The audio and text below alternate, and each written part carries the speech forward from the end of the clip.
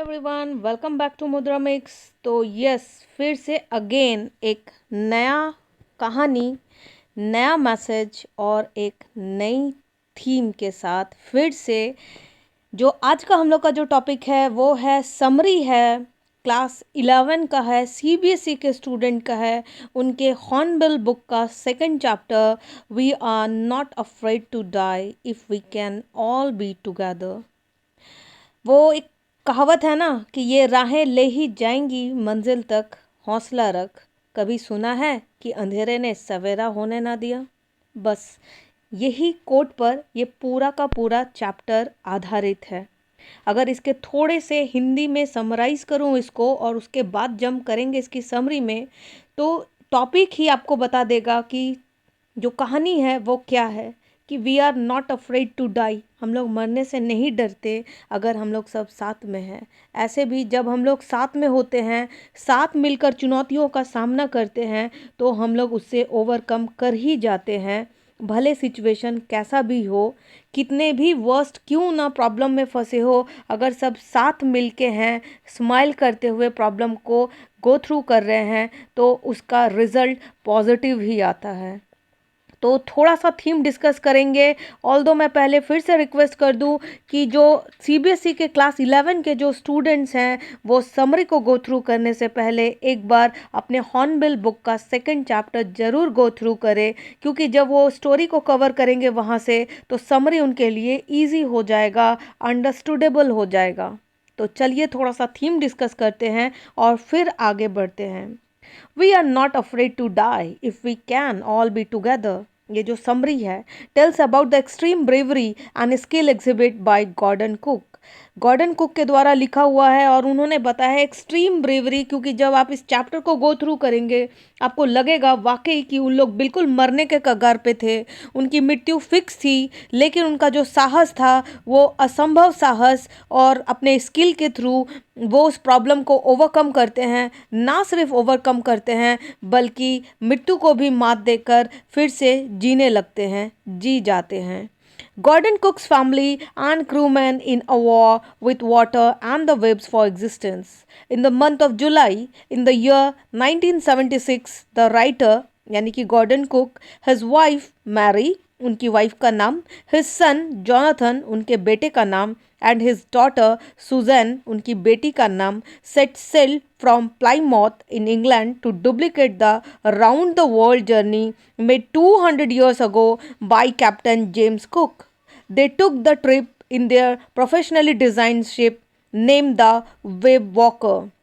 उनका professionally design ship था जिसका नाम वेव वॉकर था, accompanied by two sailors, Larry Vigil who was in American and Herb Seigler a Swiss, to tackle one of the world coarsest oceans, the southern Indian Ocean. कौन नहीं जानता southern Indian ocean. अगर मैं location की बात करूं तो this is the location. सब जानते हैं द साउदर्न इंडियन ओशन। तो जो ये तो था थीम कि वो कैसे ओवरकम करते हैं, उनकी फैमिली घूमने के लिए निकलती है। We are not afraid to die if we can all be together. The first portion of the journey that is about 10500 kilometres up to Cape Town passed off very enjoyably. बहुत अच्छे से उनका जो फर्स्ट ट्रिप था, जो first portion था journey का, वो कवर होता है। ऑन द सेकेंड डे, जब उनका second day out of Cape Town, they started to encounter strong wind storm. तूफान से घिरने लगते हैं धीरे धीरे, तूफान का सामना करना पड़ता है। उन्होंने अपना फर्स्ट पोर्शन काफ़ी अच्छे से एंजॉय किए रहते हैं, लेकिन जब सेकेंड डे आउट होता है कैप टाउन से तो उनको धीरे धीरे प्रॉब्लम फेस करना स्टार्ट हो जाता है। Wind storm didn't worry about the narrator, but the height of the waves was alarming up to 15 meters above, that was as high as the main mast. जो राइटर थे उनको wind storm से वो worry नहीं थे, लेकिन जो waves थे, वेव्स की जो हाइट थी वो अलार्मिंग थी, वो काफ़ी ऊंची थी, वेव का हाइट काफ़ी ऊंचा था। On the 25th of December, the writer ship reaches in the southern Indian Ocean, that was about 3,500 kilometers to the east of Cape Town. The family welcomed the new year on the ship. Yes, all we all know कि जो 25 दिसंबर है उसमें मेरी Christmas सब celebrate करते हैं, और 25 दिसंबर के बाद न्यू ईयर में कुछ ही दिन रहते हैं और हम लोग 25 से ही न्यू ईयर को वेलकम करना स्टार्ट कर देते हैं। तो सेम इनकी भी फैमिली जो थी गॉर्डन कुक की, वो भी न्यू ईयर को सेलिब्रेट कर रही थी और वेलकम करने के लिए तैयार थी न्यू ईयर को। At the dawn of second gen, the webs were huge in size. और जैसे ही सेकेंड जेन होता है, जो वेब्स का जो साइज़ है वो और हाइट में जाने लगता है और बढ़ने लगता है। अनफ्रेंडली वेदर, वेदर भी फेवरेबल नहीं था, अनफ्रेंडली था, and massive waves force the sailors to slow the speed of the ship. भाई जब कंडीशन, जब वेदर आपके फेवर में ना हो तो फिर हम लोग अपनी रफ्तार जो है वो धीरे कर लेते हैं, और ये तब और ज़रूरी हो जाता है जब आप शिप में ट्रैवल कर रहे हो, क्योंकि जो पानी का जो बहाव है वो आपको काफ़ी हद तक ट्रबल कर सकता है अगर आप अपने स्पीड को स्लो डाउन नहीं करते अनफेवरेबल वेदर कंडीशन में। Drop the storm jib and take various other precautions. और जैसे जैसे कि वेदर खराब होता जा रहा था उन लोग अपना अपना प्रिकॉशंस लेते जा रहे थे। The risk was so obvious that the sailors accomplished a life raft drill, attached the lifeline boat and the life jackets। और वो उनके बोट के साइड में जो लाइफलाइन वाला बोट होता है, जैकेट्स होते हैं, उन लोग सब उसको मतलब रेडी कर रहे थे कि अगर कुछ ऐसा अनएक्सपेक्टेडली होता है तो हम लोग इसको यूज़ कर सकते हैं उस टाइम पे, तो हम लोग की जो जान है वो बच जाएगी, कुछ ऐसा। अनएक्सपेक्टेडली एट 6 PM, शाम के जब 6 बजे थे, अ terrific explosion shook the wave walker. और वेव वॉकर जो कि उनके शिप का नाम था उनको हिट करता है एक unexpectedly explosion, and the writer was thrown overboard. The wave walker was about to overturn when another massive wave hit it, throwing it upright one more time. फिर से अगेन हिट करता है। The writer was thrown back again on the deck. His head ribs was smashing, touching the walls of the wave walker. बिल्कुल हिब्स, जो उसका ribs है और जो उसका हेड था वो फिर से स्मैश होता है, वेव वॉकर में जाके टकराता है। इन spite of a lot of injuries, बहुत सारी इंजरीज, भाई आप खुद ही सोचो, बड़े रफ्तार के साथ आपको तूफान उठाकर फेंकता है, आप शिप के वॉल पे आपका रिब और हेड जाकर टकराता है, तो आप कितने बुरी तरीके से उस समय इंजर्ड हुए रहेंगे। लेकिन in spite of this all injuries, the writer took charge of the situation. जो राइटर है वो सिचुएशन पे चार्ज लेता है कि let me do and decide to handle its his own. और वो सबको बचाने के लिए खुद को, लीडरशिप की यही तो खासियत है कि जो लीडर होता है वो सबको बचाने के लिए खुद का जान भी जोखिम कर देता है, ऑल दो जब वो खुद बुरी तरीके से इंजर्ड होने के बावजूद। Larry and hub started pumping out water from the ship. और जो लैरी और हब थे वो क्या करते हैं, पंप करना स्टार्ट करते हैं कि वाटर को शिप से बाहर कर दिया जाए, ताकि अगर शिप में पानी भर जाए, for example this is ship,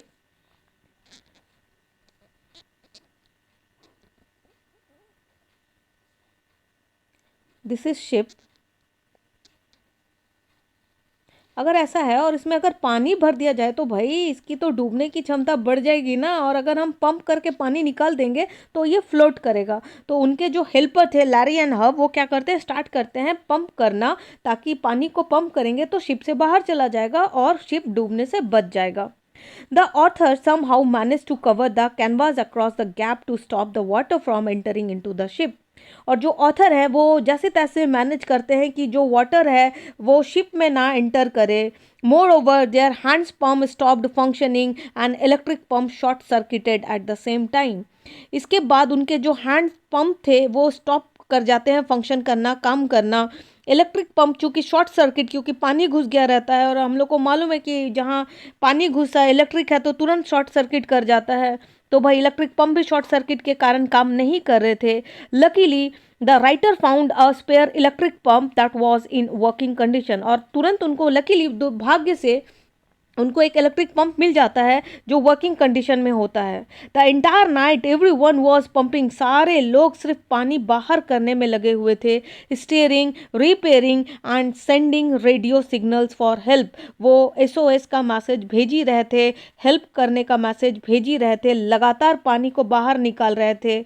the author check the chart and found that he Amsterdam, a French scientific base, was their last hope। और उनको वो पूरा सर्च कर रहे थे कि उनका लास्ट होप क्या है, तो सर्च करने पर उनको मिलता है Amsterdam. Sue and John got heavily injured. उनके जो बच्चे थे, जो बेटा और बेटी थे, वो हेविली इंजर्ड हो चुके थे, but they were not afraid to die. वो मरने से डर नहीं रहे थे। If they were all together, उनके मन में ये विश्वास हो चला था कि वो नहीं मरेंगे अगर वो सब साथ में हैं। सूज हेड गॉट स्वेलिंग, उसके सर पे पूरा स्वेलिंग हो रखा था। And she was having a deep injury, और उसको काफ़ी मतलब अच्छा खासा चोट लगा हुआ था सर पे। Moreover the writer became extra determined to see the courage of his children. और वो अपने, जब हम लोग अपने आसपास के लोगों को करेज दिखाते हुए देखते हैं कि वो साहस, मतलब हम लोग में हौसले में और अफजाई होने लगता है अगर आसपास हमारे जो लोग हैं उनके आंखों में साहस देखते हैं, तो फिर हमारा उस समय मोराल गिरने के बजाय और डबल हो जाता है, क्योंकि हम देखते हैं कि हमारे आसपास के जो लोग हैं वो दुगना उत्साह के साथ हैं कि हम लोग एक ना एक समय इसको ओवरकम कर ही लेंगे। Finally, they were able to touch the Lie Amsterdam. It was a volcanic island where 28 inhabitants were ready to receive them.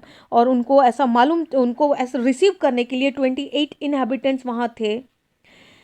तो पूरा जो मोर ओवर जो कहानी है, जो समरी है, वो सिचुएशन से आप कैसे निकलते हो, किस तरीके से आप डरते नहीं हो, आप बेचैन नहीं होते हो, आप बिल्कुल फोकस्ड रहते हो, कॉन्संट्रेट रहते हो। बहुत लोग होता है कि प्रॉब्लम में डगबगाने लगते हैं, नर्वस होने लगते हैं, लेकिन इसके बावजूद अगर वो लोग जो साहस को देखकर, मतलब जब प्रॉब्लम आती है वहाँ पर साहस दिखा देते हैं, तो फिर वो ओवरकम भी कर जाते हैं।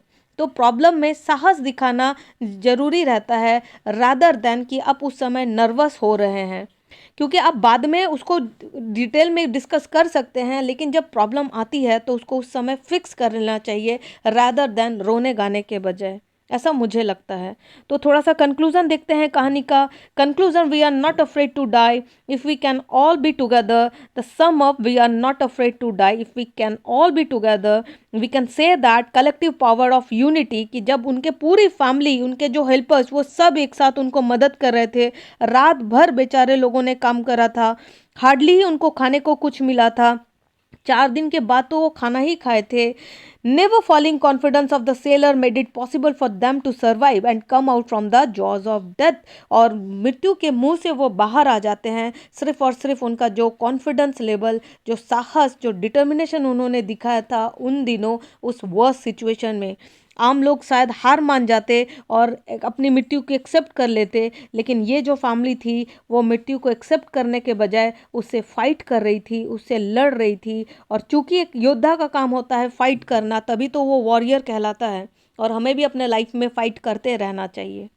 तो थोड़ा सा क्वेश्चन आंसर भी डिस्कस कर लेते हैं साथ ही, कि we are not afraid to die. थोड़े ही कुछ ही क्वेश्चंस हैं, क्योंकि मुझे ऐसा लगता है कि जब हम लोग समरी पर कमांड कर लेते हैं, उसके क्वेश्चन आंसर पे कमांड कर लेते हैं चैप्टर का, तो जो चैप्टर है वो 90% कवरेज हो जाता है। First question, what happen on the evening of the second जन, कि जो सेकंड जन के शाम को क्या हुआ था, क्योंकि हम लोगों ने पढ़ा कि उन्होंने अपना फर्स्ट पोर्शन जर्नी का अच्छे से एंजॉयबली कवर करा था। तो क्या हुआ था? On the evening of second Jan there was a lull before the storm. As the sky grew dark, धीरे धीरे जो आसमान था वो डार्क होता जा रहा था। They heard a growing roar and saw a massive cloud, बहुत काला बादल छाने लगा था। Rising at the rear of the ship to their dismay, it was a huge wave almost twice the height, बिल्कुल डबल था वेव का, with a fearsome breaking top. Second question, what happen when they try to ride over the wave, क्या हुआ था जब वो try कर रहे थे राइड करने के लिए ओवर द वेब का? When they tried to ride over the web, there was loud blast that shook the deck. Water gushed over the ship. The narrator's head hit the wheel and he was thrown overboard into the water. वो direct जाकर पानी में गिरता है, उसका head बुरी तरीके से injured. He accepted his impending death, वो अब अपनी मृत्यु को एक्सेप्ट करना था जो कि नज़दीक था, क्योंकि हम लोग के साथ भी अगर कुछ ऐसा होता है कि भाई हेड बिल्कुल बुरी तरह से इंजर्ड हुआ, जो वेव था उसको पटका जाकर बाहर, और हम लोग भी सोचते कि भाई अब तो हम लोग गए। And while he was losing consciousness he felt peaceful. Third question, what were the difficulties that they face that night, उस रात उन्होंने कैसी कैसी डिफिकल्टीज फेस किया था। The night was bitterly cold, बहुत ठंड था, क्योंकि हमने देखा टाइम पीरियड तो था वो 25 जन से लेकर 2 जन बहुत कोल्ड रहता है। And they were pumping water out of the ship, और वो पानी निकाल रहे थे शिप से, steering the ship, working the radio, बार बार हेल्प मांग रहे थे रेडियो के थ्रू। Moreover there were getting no replies, वहाँ पर कोई रिप्लाई भी उनको नहीं मिल रहा था टू देयर कॉल्स, उनके कॉल्स का फॉर हेल्प। जब वो मदद मांग रहे थे, सोचो कितना वर्स्ट कंडीशन रहा होगा, एक जगह फंसे हैं, कड़ाके की ठंड है, सिग्नल्स नहीं जा रहे हैं, पानी घुसता हुआ चला जा रहा है शिप में, उनके बच्चे बुरी तरीके से इंजर्ड हैं, वो देख रहे हैं कि बच्चे लोग के सर से खून बह रहा है, वो खुद भी इंजर्ड हैं, लेकिन उनका जो अदम्य साहस था वो उनको रुकने नहीं दे रहा था, और इसी अदम्य साहस के ही थ्रू वो इस सिचुएशन से शायद ओवरकम भी कर पाए। Fourth question, but our respite was short lived, why does the narrator say so, ऐसा नरेटर क्यों बोलता है। By 4th Jan they ate their first meal, 2 जन से 4th जन के बीच में वो बेचारे लोग पहला मील खाते हैं in almost 2 days after pumping out. बार बार लगातार वो सिर्फ शिप से पानी को बाहर निकाल रहे थे पंप के थ्रू। 2 दिन उन्होंने कुछ नहीं खाया था, ना सिर्फ वो बल्कि उनके बच्चे, उनकी वाइफ ने भी नहीं खाया था कुछ। But their breather was short-lived. Soon after, black clouds gathered and the wind rose to 40 kilometer knot. Black clouds gather and wind rose to the 40 knot. The sea kept getting higher. The weather deteriorated and by dawn on 5th Jan the situation turned hopeless again. और फिर से वो situation कैसा हो जाता है 4th Jan को, फिर से जो कंडीशन है वर्स्ट होने लगती है। सोचो उनके साथ कैसे फ्रीक्वेंटली प्रॉब्लम्स आ रहे थे, पूरा पानी से भरा हुआ समुद्र और उस पर शिप जो कि ऑलमोस्ट टूट चुका है, पानी भरता जा रहा है, मरने के कगार पे हैं, लेकिन फिर भी होप नहीं छोड़ रहे हैं। What action did the narrator take after the having decide to fight the sea, और वो क्या करते हैं, क्या एक्शन लेते हैं फाइट करने के लिए। योद्धा का यही काम है कि फ्रिक्वेंटली फाइट करना। To protect the weakened starboard side, he decided to heave with the undamaged port null facing the overcoming waves, using an improvised sea anchor of heavy nylon rope and 222-liter plastic barrels of paraffin. ये सब वो करता है, action लेता है fight करने के लिए सी से, कि जो वर्स्ट कंडीशन है वो फिर से अच्छे कंडीशन में चेंज हो जाए, ताकि उनकी फैमिली जो है वो कुछ देर तक सरवाइव करे और उनको डेस्टिनी मिल जाए, कोई एक आइलैंड मिल जाए। तो थोड़ा सा थीम देख लेते हैं, ऑल्दो हमने पहले भी डिस्कस किया था, but later on also conclude बनता है कि एक बार थीम को डिस्कस कर लिया जाए कि स्टोरी अबाउट टुगेदरनेस। यस, जब हम लोग साथ में रहते हैं तब का ब्रेवरी, साहस and unity, Ekta among the relation. Their theme of the chapter, we are not afraid to die, revolves around the parameters of together. किसके किसके इर्द गिर्द घूमता है? टुगेदरनेस, एक साथ, हम लोग सब साथ में हैं, ब्रेव हैं, साहस है और यूनाइटेड हैं। This chapter focuses on the way in which we must react or respond when we get clouded with numerous problems all at once from everywhere, कि जब हम लोग चारों तरफ से प्रॉब्लम में फंसे रहते हैं कि मृत्यु बस फिक्स ही है हमारी, हम कभी भी मर सकते हैं, पूरा का पूरा शिप डूब सकता है, लेकिन हम लोग का जो टुगेदरनेस है, जो ब्रेवरिटी है और जो यूनिटी है, वो हम लोग को मरने नहीं देती। This chapter also encourages us not to lose hope, हम लोग को कभी होप नहीं छोड़ना चाहिए अंडर एनी गिवन सर्कमस्टांसेस, कोई कुछ भी हो, कैसा भी सिचुएशन हो, अगर आप में साहस है, आप में होप है, तो आप ओवरकम कर ही लोगे। वो कहते हैं ना कि भाई इंसान जो है वो दूसरों से, मतलब लोग ऐसे डरते हैं कि मैं उससे हार गया, मैं इस गेम में हार गया, मैं वो सेकंड आ गया, वो थर्ड आ गया, या मैं फेल कर गया। एक्चुअली फेल लोग दूसरे से नहीं होते, फेल इंसान तब होता है जब वो खुद से हार मान जाता है।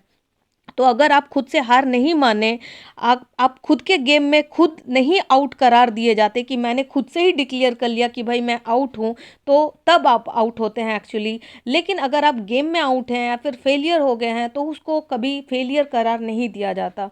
I am again repeat, failure तभी करार दिया जाता है जब आपने खुद को सर्टिफाइड कर दिया है कि आप फेलियर हैं, रिगार्डलेस कि अदर आपको करे। us not to lose hope under any given circumstances. One should always be optimistic रहना चाहिए in life, and this way he or she can suppress any kind of hurdle, no matter how big or small, and more smoothly on the path to success. और आप उसको overcome कर ही ले जाते हैं, कितना भी वर्स्ट से वर्स्ट कंडीशन हो, अगर आप साथ में हैं, आप में करेज है, आप में होप है, तो आप ओवरकम कर ही लोगे उस सिचुएशन से. So this is all about the chapter. We are not afraid to die if we can all be together. अगर हम साथ होते हैं, हमें करेज होता है, हमें साहस है, हमें होप है और हमें यूनिटी बना हुआ है, तो हम लोग सिचुएशन से निकल ही जाते हैं. Hopefully you like the video. Thank you.